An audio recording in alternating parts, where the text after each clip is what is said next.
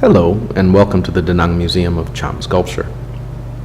We hope you enjoy your visit and would like to take this opportunity to give you some background information about the culture and the art of the Kingdom of Champa, as well as the museum itself. The Cham people have been classified as being of the Austronesian ethno-linguistic group, and their kingdom stretched from the south-central region of Vietnam to Quang Province in the north, and also included much of the Central Highlands. The Austronesian Cham coexisted with the Austroasiatic Mon Khmer culture, and from the 10th century onwards, the Viet as well. Archaeological evidence indicates that both Austronesians and Austroasiatic peoples have occupied this region for thousands of years. The original territory of the Cham coincides with that of the prehistoric Sahyun people, who inhabited the region from approximately 2000 BC to around the 1st century AD. It also coincides with the beginning of the development of Cham culture. Like the Cham, the Sahyun were also skilled seafarers with a strong sense of spirituality and a fondness for ornate decoration. These coincidences suggest that the Cham culture may be a continuation of the Sahyun. However, without any hard evidence, such a connection remains hypothetical. The art and culture of Champa were greatly influenced by India, though one can also see influence from the other two great Hindu-Buddhist cultures of this region, Java and the Khmer Empire. The temple towers of the Cham, the central structure of which is referred to as a Kalan, were remarkable architectural monuments built upon holy land which had been dedicated to the gods. Unlike other cultures of the period, sandstone was not a plentiful resource for the Cham, and they were relegated to the use of brick. This limited to some degree the size and breadth of the architecture, but what they did was both incredible and charming. The lack of suitable stone is also reflected in their art. Unlike at the Angkors, which had stone walls suitable for carving relief panels, brick is not overly suited to this kind of decoration.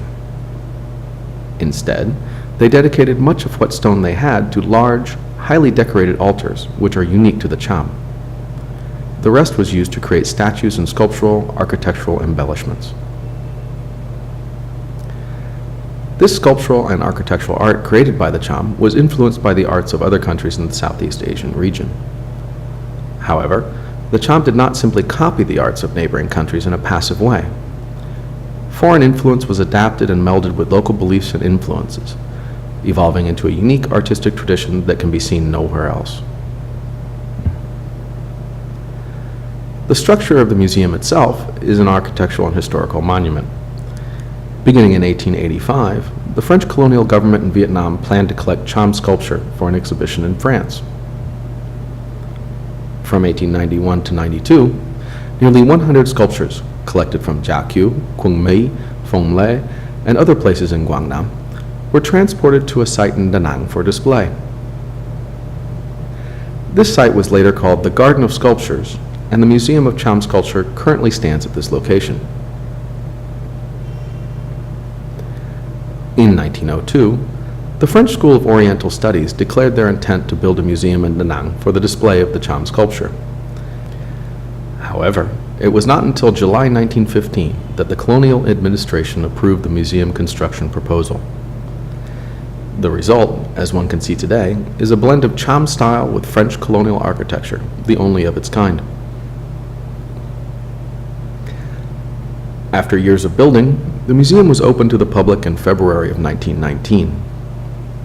In addition to the sculpture already deposited at the Garden of Sculptures, the museum collection was expanded with the arrival of artifacts excavated from My Son, Dom Xuân, Dan Lo, Da Ngi, and other sites.